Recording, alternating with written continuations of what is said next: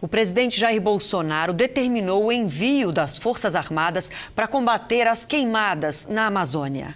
Depois de uma reunião comandada pelo presidente Bolsonaro com a presença de ministros, o governo anunciou o envio das Forças Armadas para a Amazônia. Foi editado um decreto de garantia da lei e da ordem. Ele autoriza o emprego das Forças Armadas nas áreas de fronteira, nas terras indígenas, em unidades federais de conservação ambiental e em outras áreas da Amazônia Legal, na hipótese de requerimento do governador do respectivo estado. As Forças Armadas passam a atuar entre os dias 24 de agosto e 24 de setembro em ações preventivas e repressivas contra delitos ambientais e levantamento e combate de focos de incêndio. Os estados de Roraima e Rondônia já solicitaram ajuda. Os incêndios florestais que estão acontecendo no momento não são os maiores da nossa história. O que nós precisamos é de fazer um trabalho ordenado com o governo federal, em parceria, para resolver esse problema. Nós temos, por exemplo, o INPE, que ele tem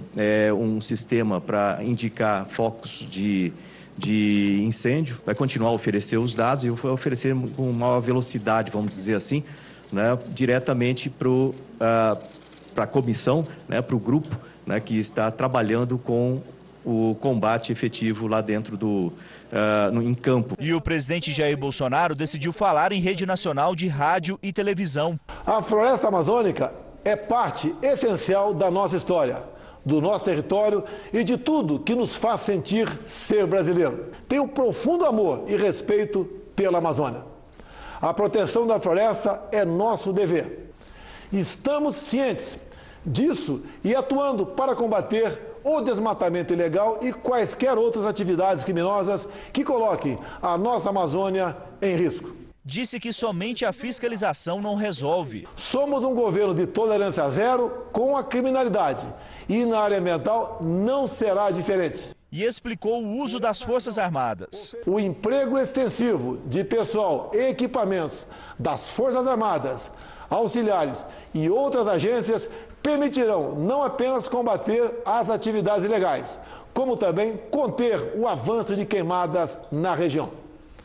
Estamos numa estação tradicionalmente quente, seca e de ventos fortes, em que todos os anos, infelizmente, ocorrem queimadas na região amazônica. Mesmo que as queimadas deste ano não estejam fora da média dos últimos 15 anos, não estamos satisfeitos com o que estamos assistindo. Falou da ajuda internacional e da reação crítica de países europeus. Outros países se solidarizaram com o Brasil, ofereceram meios para combater as queimadas, bem como se prontificaram levar a posição brasileira junto ao G7.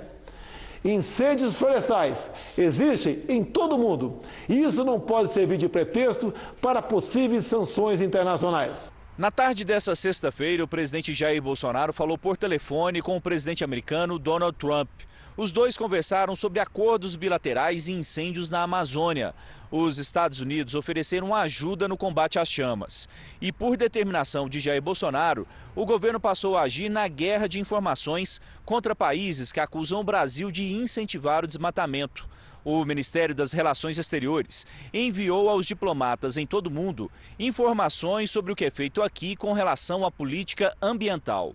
Um dos principais argumentos é o nosso Código Florestal, que obriga os fazendeiros da região amazônica a manter 80% das propriedades com mata nativa. As informações do governo ressaltam ainda que entre os 10 maiores países do mundo, o Brasil é o que mais preserva o meio ambiente. 24% do território são de áreas protegidas.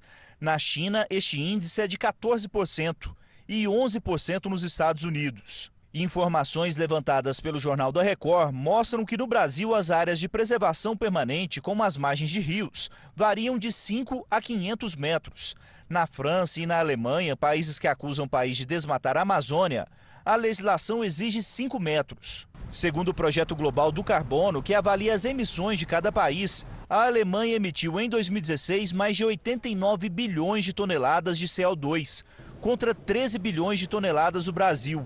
Há ainda dados relevantes na área energética. Segundo a Agência Nacional de Energia Elétrica, 60% da eletricidade brasileira é produzida em hidrelétricas, uma fonte limpa e renovável. Já na Alemanha, de acordo com a agência Bloomberg, no ano passado, cerca de 35% da energia vinha de carvão, uma fonte muito poluente.